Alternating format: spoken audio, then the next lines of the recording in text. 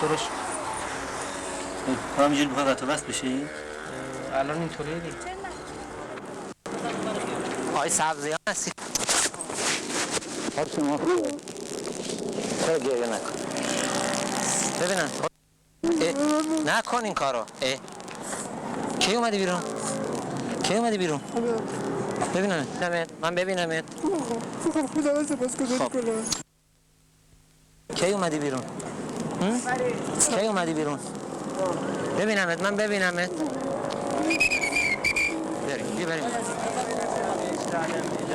بریم اینجا، بیا اینجا. خب الان حالت خوبه؟ ها؟ میخوای بری کجا؟ برم سراغ من میرسونم. دیده بودی منو؟ قبلا؟ تو فیلم کدوم فیلم؟ عروسی خوبانده. حالا مخمل بافی بهتره یا حسین سبزیانی؟ مرد سایی من خودم از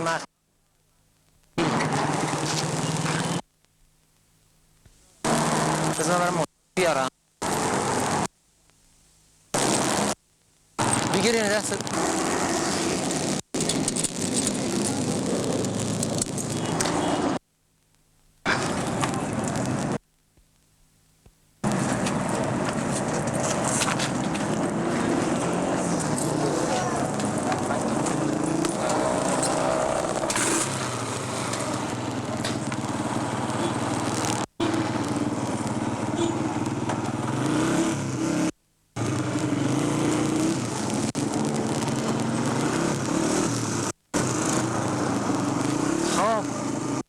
چند وقت زندان؟ چرا این اون لحظه رو ببین، لحظه که زنه رو تا مینی بوس دیدی؟ نه اون نه من این رو رسیدم بهش. یکی از به قول شما واقعا خیلی ارزشش برخورد. الان دیگه من اصلا فهمیدم چیه، یعنی چی. ببینم اون لحظه که راجع به این ارزشش برخورد. الان فکر کنم میره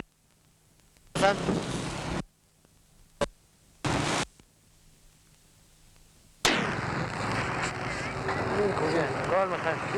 برو ببین چقدری پولت ببین. پولت ببین.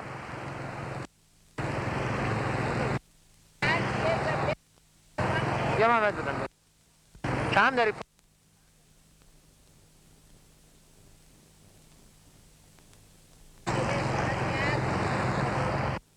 چی؟ با زرد برد حسابی یه رنگ دیگه بگیره. اون قرمه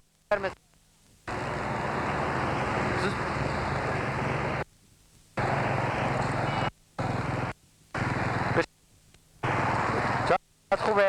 برم یا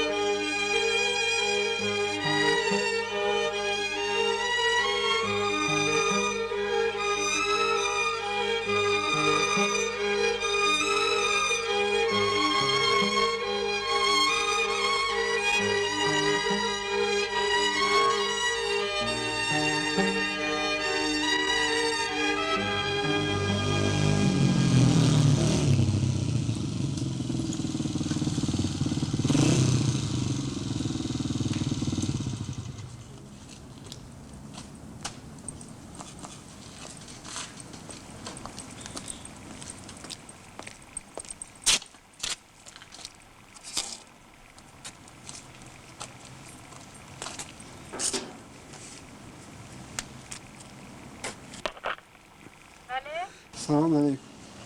من حسین سبزیانم. کی؟ سبزیان. مخمل باف.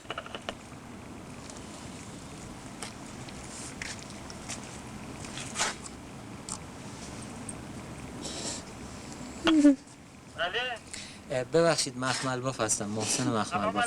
سلام علیکم، حال شما خوبه؟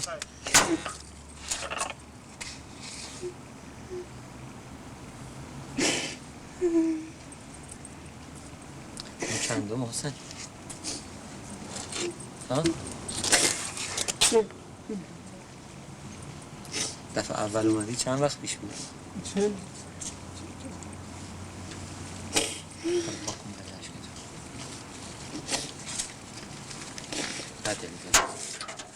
سلام علیکم. سلام علیکم. حال شما خوبه؟ زنده باشید. خیلی ممنون. آقای سبزیان که حلال کن.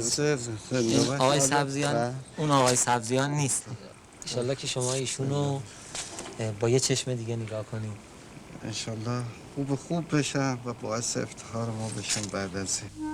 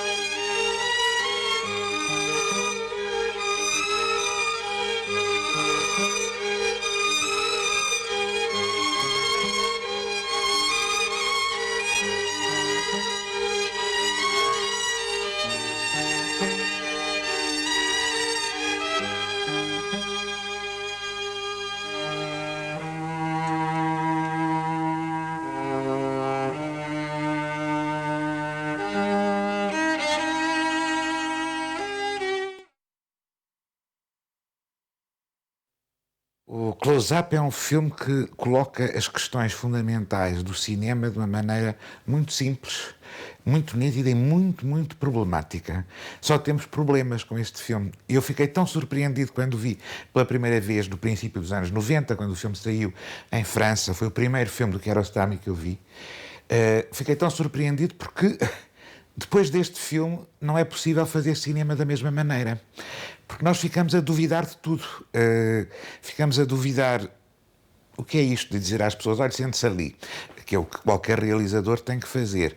Olha, mude lá este móvel, que é o que qualquer realizador tem que fazer para ver se cabe naquele retângulozinho onde cabe todo o mundo. E o que é a vida? Porque, no fundo, isto parte de uma sorte absolutamente extraordinária, mas também de um dispositivo de consciência absolutamente extraordinário. Kiarostami sabe, ia fazer um filme, tem dinheiro para fazer um filme, sabe pelos jornais que há um caso estranho de um homem que se tinha feito passar por um realizador e que é preso, e consegue, com o seu produtor, mudar, em vez de fazer o filme que estava previsto, fazer aquele. Já isso é extraordinário, porque quase ninguém no cinema consegue que a realidade irrompa de tal forma. Normalmente, na última semana antes da rodagem, o realizador nem sabe se o mundo acabou, se houve uma bomba atómica, está de tal forma embrenhado naquilo que vai contar na ficção, que não sabe o que é a realidade. Portanto, estar disponível ao mundo, como estava Kiarostami, que sabe que é uma história que se está a passar, tem meios para produzir e poder ir filmá-la, revela uma abertura enorme ao real.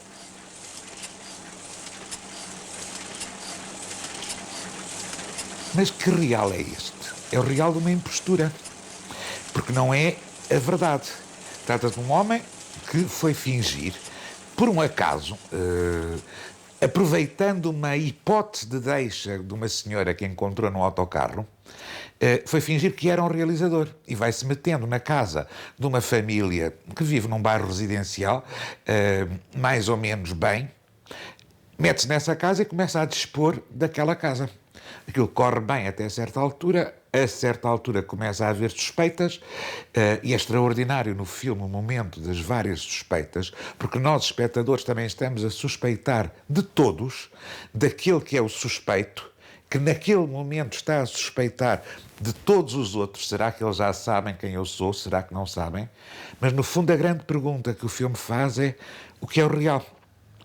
Até porque nós vamos percebendo à medida que o filme é feito, e é um filme franciscano nos seus meios, não tem quase nada, não tem meios de produção, também vai muito ao contrário, o filme é de 1990, vai muito ao contrário do que então se via. Estamos 15 anos depois do Apocalipse Now, de todo o napalm de manhã. Aqui nada, é caras de pessoas, um apartamento, uns automóveis e mais nada. Mas nós vamos começando a suspeitar enquanto espectadores, porque vemos umas coisas filmadas com muito grão, com muito má qualidade, que são as cenas do tribunal.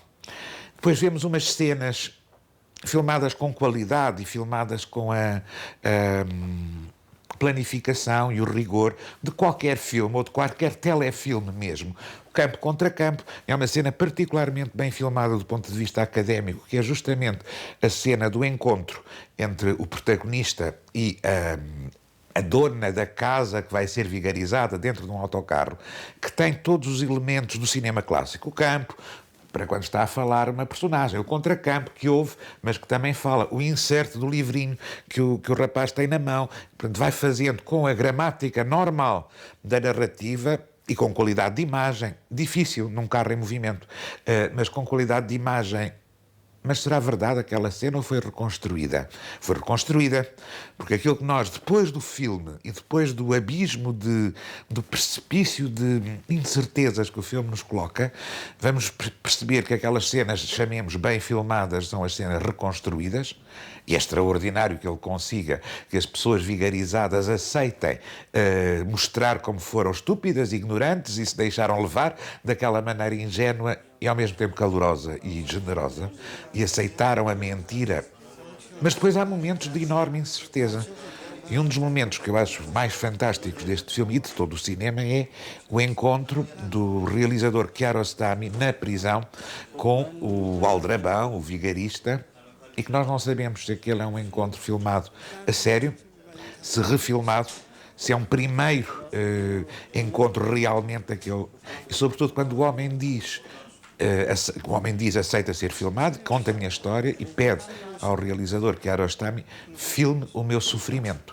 E é isso que o Kiarostami faz com todos os meios, é filmar o sofrimento daquele homem. E depois verificamos que realmente, mesmo quando ele filma de uma maneira, chamemos académica, nas reconstituições, de uma maneira muito rudimentar no tribunal, onde tem duas ou três, acho que ele tem 3 câmaras, uma para os juízes, outra para filmar o acusado, mas vemos que ele quer é a mesma coisa, é a cara do homem, e é extraordinário vermos, por exemplo, quando há o perdão, quando a família fala do perdão e perdoa o homem, há um pequeníssimo zoom de avanço sobre a cara do homem, que não o olha sequer, que baixa os olhos e que ouve os outros a perdoarem-no. Embora, em muitos dos momentos mais importantes, nesse mesmo tribunal, chamemos mal filmado, porque não pode ser filmado 2 vezes, não pode ser corrigido, é um real, é o mesmo tribunal, muitas vezes ele filma as outras pessoas, e é maravilhoso vermos a mãe por trás tentando segredar a um filho alguma outra coisa, ou vermos como um dos filhos fica completamente fascinado com esta impostura, que não é impostura, porque é realmente o enorme sofrimento de alguém que nunca poderia ser um realizador. No perdão final, quando um dos filhos, o mais marxista, diz ele está aqui porque é um problema de desemprego, é um problema social, diz-me a verdade. E realmente aquele homem impostor realizou o único sonho possível, fez o seu filme, embora não tivesse dinheiro sequer para a câmara, nem para nada, foi só ensaiar. Mas no fim, ele diz, não, realizador também não gosto muito, gosto mais de ser ator. Gosto mais de ser ator. Mas ele foi ator. Ou foi um documentário? Foi ator, porque mentiu, porque não disse quem era. Uma espécie de precipício de incertezas que o filme coloca, porque duvidamos de toda a gente. Simpatizamos com todas as pessoas. É extremamente caloroso e terno em relação a todas as pessoas, em relação ao enganador, em relação aos enganados, em relação aos juízes. E vamos dando razão a todas as pessoas que ali estão. E, no entanto, não sabemos nada, só sabemos que os homens têm sonhos. É provavelmente a única coisa que o filme diz, é que os homens têm sonhos e que há este extraordinário pedido de uma personagem, que não é uma personagem, é uma pessoa, a um realizador que não é um realizador porque é uma pessoa, filma o meu sofrimento. Depois há uma outra coisa que eu acho extraordinário neste filme do Kiarostami, que é realmente o seu lado franciscano. Porque se ele consegue filmar de uma maneira convencional muitas das cenas que faz a reconstrução, há outras em que é absolutamente extraordinário como consegue ter a grande lição dos grandes mestres do cinema, como, por exemplo, Hitchcock. Na cena em que o homem começa a suspeitar que eles já sabem que é um mentiroso. Portanto, depois de ter dormido lá em casa, aparece e só vemos umas pessoas que passam, ele que vai à janela e vê umas pessoas no jardim, uma senhora que te vai trazendo chá, como já trouxe imensas vezes durante o filme, um dos filhos que diz que vai ali, que volta já, e são vários planos repetidos e nós percebemos tudo o que vai na cabeça de todas as personagens, não só dele, que pela primeira vez suspeita que está condenado, aliás, ele não resiste praticamente quando os polícias da Ianada vão entrar lá em casa, entrega-se normalmente, já sabe o que está, mas vai partilhando esta suspeita. E aí é uma daquelas sequências filmadas com a complexidade do grande cinema clássico americano. Kiarostami não faz o trabalho académico de estar a tentar apresentar-nos a personagem, a situação, tudo isso que depois vai fazer no filme noutras sequências. Portanto, ele é extremamente livre em relação a isso, assim como aquele momento maravilhoso do aerossol que cai. Há uma personagem que dá um pontapé numa lata que está na rua. Ele fica com a câmara a vermos o aerossol cair até quase à China. Imenso tempo, e não é preciso para nada, não tem nenhuma necessidade que aquela lata a rolar com um som aproximativo vá rolando por ali fora. Passado um bocadinho, há uma outra personagem que dá um outro pontapé naquele mesmo aerossol. Mas aí já não ficamos a vê-lo. Já só sabemos que aquele aerossol, afinal, deve ter sido posto de propósito, estava lá porque é uma pedra que rola como o destino, tem um significado. Da primeira vez pareceu-nos apenas uma indicação poética, na segunda vez torna-se um elemento dramático, porque esta pedra que rola, se calhar, é o próprio destino da personagem que é filmada. E aí é que ele é com nada, uma lata vazia de laca para o cabelo ou de pesticida, contar-nos o destino de uma personagem. E depois a pungência extraordinária que são os grandes planos dele. Da ingenuidade das pessoas enganadas, a lindíssima mãe, a maneira como ela, representando-se a si própria, se deixa enganar na cena do autocarro. E a cara maravilhosa do protagonista, vítima, mas sendo ele o culpado e o enganador, mas realmente manipulado ele próprio pela sua própria ilusão e pelo sonho imposto de ser realizador. شما خودتون نوشتین شما خودتون نوشتین شما آقای مخمل باقی؟ بله خیلی خوشبختم خواهش O que é extraordinário no Kiarostami é que ele realiza o seu filme do Kiarostami e realiza o filme da sua personagem e realiza o perdão das personagens que são enganadas numa visão extraordinariamente cândida do mundo e que torna inquietante. Porque quando no final o verdadeiro realizador que ele enganou vai à porta O personagem principal diz, eu sou fulano tal. E depois sabe que os da casa não o reconhecem como fulano tal, porque ele nunca tinha dito o nome, e diz assim um bocado envergonhado, não, sou o tal que eu fingi ser, porque era o nome como ele é reconhecido. Passam uns segundos, e o verdadeiro Mac Maldaf lá vai lá dizer, olha, eu é que sou, deixe-nos entrar. E o rapaz já está a chorar, mas chora de longe, porque perdeu a sua falsa, mas se calhar verdadeira identidade. E que o cinema consiga duvidar da identidade é uma coisa extraordinária, porque no cinema as coisas são o que são. Mesmo que seja a Joan Fontaine, a gente pensa que ela é a vítima do Cary Grant no filme de Hitchcock. Sabemos que não é, mas partimos desse princípio. E aqui fica uma oscilação sobre o que é o real, o que é a ficção, o que é a vida, com nada, com 5 ou 6 elementos, mas com uma maneira muito poliédrica de vermos o assunto, com flashbacks, na montagem também que não é linear, nos encontros entre as várias personagens, na maneira diferente de filmar, nos métodos diferentes de filmar, mas também na maneira como ele consegue, mesmo quando vai reconstruir aquele lado documental que é deixando a câmara de longe e as personagens a falar. É evidente que este filme está numa linha de alguns filmes que acreditam que a mentira é mais verdadeira ou é o método mais verdadeiro de se chegar à verdade. E a sequência final, onde se perde o som, onde as flores passam a ser o protagonista e abandonamos quase as personagens para a alegria mozartiana de termos umas flores que passam pela cidade em cima de uma moto, que passam a ser o protagonista, porque houve um acidente de som que é utilizado pelo realizador, que decidiu cortar, até porque as personagens deixaram de dizer. A partir de certa altura, as personagens não têm nada que dizer. O simples abraço entre o verdadeiro realizador e aquele que fez, as lágrimas que ele fez e o realizador dizer não chores, a partir daí já não queremos saber mais do que eles dizem, vão ser gestos inúteis.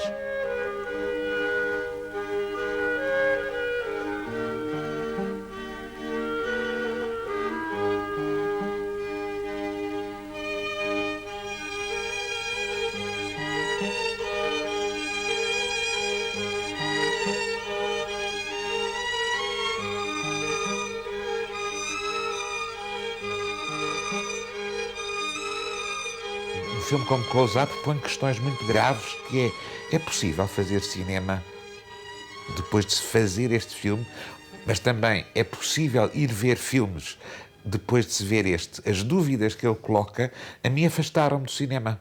Eu confesso que um filme como este não me dá nenhuma vontade de me sentar numa cadeira, agora vou aqui ver um grande filme com imensas emoções. Porque fiquei muito mais emocionado com as dúvidas e a perplexidade que aqui são postas. É um momento quase de pausa que me pede.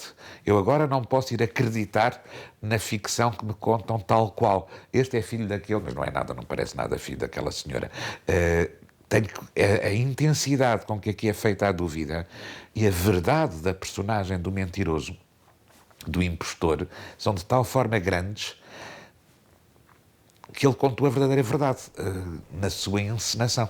Ele faz um filme sem filme, mas faz um filme mais intenso do que um filme, dado que é um crime. Consegue, ao fazer uma encenação, chegar ao limite. É um crime, e não será um crime também fazer-se um filme, dizer às pessoas, dê-me aí um bocadinho da sua vida que eu vou guardá-la para sempre. Os índios navajos não achariam que era um crime, porque estávamos a roubar o espírito das pessoas, estamos. Portanto, todas essas questões parece-me que são de tal forma intensas. E o que é extraordinário no filme é que são poliédricas. A mãe tem um ponto de vista sobre este filme. Eu gosto particularmente da personagem da mãe, porque acho lindíssima e gosto daquela crença. Os filhos são diferentes, o pai, na sua bonomia, também é diferente, o amigo também, e todos nos vão dando perspectivas diferentes sobre o extraordinário jornalista que corre de uma maneira mais engraçada do que nos filmes do Totó, e que é uma personagem. E nós vamos vendo estas várias personagens para fazer o quê? Eles estão à procura da verdade? Não. Estão à procura da compaixão. E acho que todos ficam muito contentes porque o rapaz foi perdoado, a queixa foi retirada e e há uma espécie de... E o pai diz no fim, no portão, vamos a ver se ele faz alguma coisa na vida. E o rapaz lá olha para o chão e fica um paralítico no final sobre a cara do rapaz, não sabemos o que é que ele vai fazer na vida.